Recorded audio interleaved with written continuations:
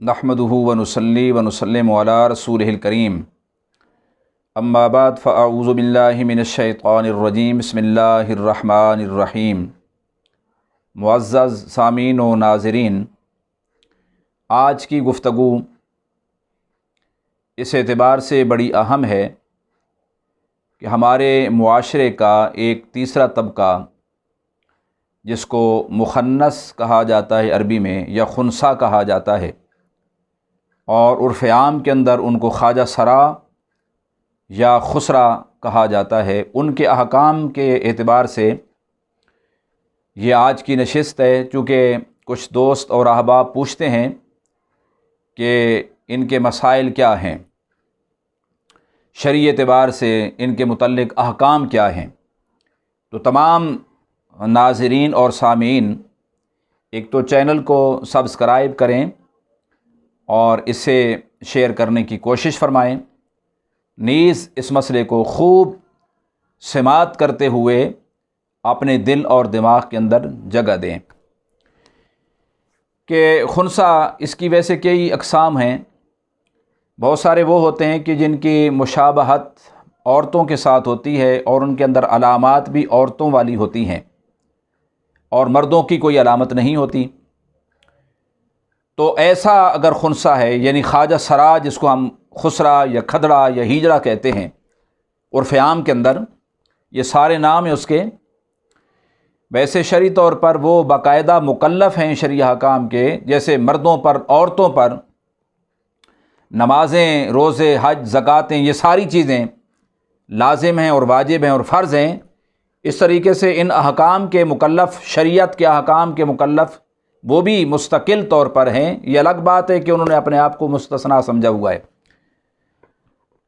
जिनके अंदर अलामतें औरतों वाली हैं और बशर्ते कि मर्दों की कोई अलामत उसके अंदर न पाई जाए, तो उसके अहकाम सेम औरतों वाले ही हैं हर एतबार से। ऐसा ख्वाजा सरा कि जिसके अंदर अलामतें औरतों वाली हैं, वो अगर निकाह का ख्वाहिशमंद है और निकाह करना चाहता है तो निकाह करना उसके लिए जायज़ है। और अगर उसके अंदर अलामतें मर्दों वाली हैं, बशर्ते कि औरतों वाली फिर कोई अलामत उसके अंदर न हो।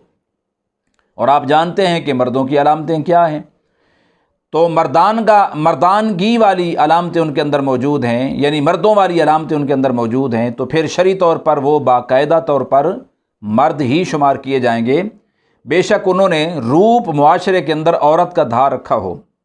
जैसे लिबास वो बाकायदा औरतों वाला पहनते हैं, मेकअप, सुर्खी, पाउडर बाकायदा औरतों वाला करते हैं, गुफ्तगू का अंदाज़ वो औरतों वाला इख्तियार करते हैं, चाल ढाल, बैठना उठना, नशिस्त बर्खास्त, ये तमाम तर अफ़ाल और ये तमाम तर हरकत व सकनात उनकी औरतों वाली होती हैं। लेकिन अगर अलामतें उनकी बाकायदा तौर पर मर्दों वाली हैं, तो बेशक रूप उनका औरतों वाला हो तो शरई तौर पर वो मर्द ही हैं, उनके अहकाम भी मर्दों वाले हैं।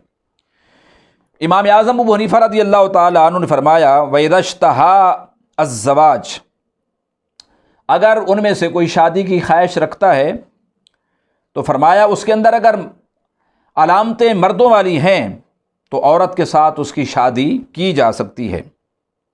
फ़इन कान राजुलन सह्हन निकाह, अगर वो ख्वाजा सरा अलामात के एतबार से मर्दाना अलामतें रखता है तो बाकायदा तौर पर वो मर्द है, उसकी शादी किसी औरत के साथ हो सकती है, जैसे आम किसी मर्द की औरत के साथ शादी होती है। निकाह दुरुस्त है, उनकी मुकारबत दुरुस्त है, उनके बच्चे हो सकते हैं और मर्दो ज़न वाले, ज़ौजैन वाले हुकूक और फ़राइज़ होंगे। और इसी तरीके से अगर वो औरत है तो फिर मर्द के साथ शादी कर सकता है। वो ख्वाजा सरा जिसको हम कहते हैं, अगर वो उसके अंदर अलामतें औरतों वाली हैं तो फिर उसका शादी मर्द के साथ करना जायज़ है और निकाह भी दुरुस्त होगा और ये औरत ही होगी। हाँ, अगर ये औरत है अलामात के एतबार से तो फिर किसी औरत के साथ शादी नहीं कर सकती, इसलिए कि ये फिर जिन्स परस्ती के ज़ुमरे में आएगा। और अगर इसके अंदर अलामतें मर्दों वाली हैं तो फिर ये किसी मर्द के साथ शादी ख्वाजा सरा नहीं कर सकता। मर्दों वाली अलामतें हैं तो औरत के साथ शादी करना दुरुस्त है और निकाह भी दुरुस्त है, और औरतों वाली अलामतें अगर हैं तो इसका मर्द के साथ शादी करना दुरुस्त है। اور نکاح بھی درست ہے، تبادل تناسل سارے احکام اور سارے مسائل اس کے ٹھیک ہیں۔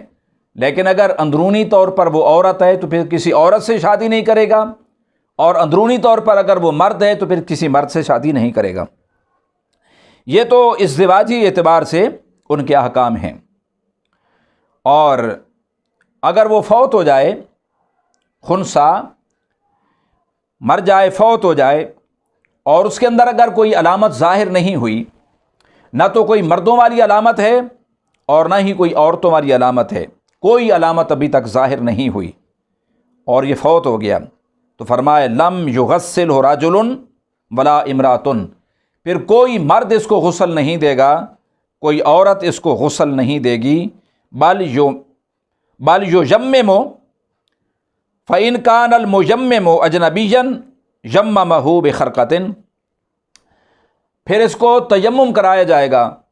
اگر اس کے اندر علامتیں عورتوں والی بھی نہیں، مردوں والی بھی نہیں، تو اس کو پھر تیمم کرایا جائے گا، غسل نہیں دیا جائے گا۔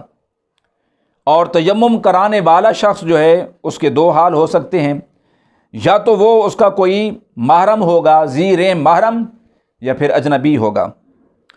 اگر وہ ذی رحم محرم ہے تو تیمم بغیر کسی کپڑے کے اور بغیر کسی خرقہ کے کرایا جا سکتا ہے، اور اگر اجنبی ہے تیمم کرانے والا تو اسے چاہیے کہ پھر اپنے ہاتھوں پر وہ کوئی کپڑا چڑھا لے، یا دستانے وغیرہ جیسے کپڑے کے ہوتے ہیں یا لیدر وغیرہ کے، وہ چڑھا کر پھر اس کو تیمم کرائے۔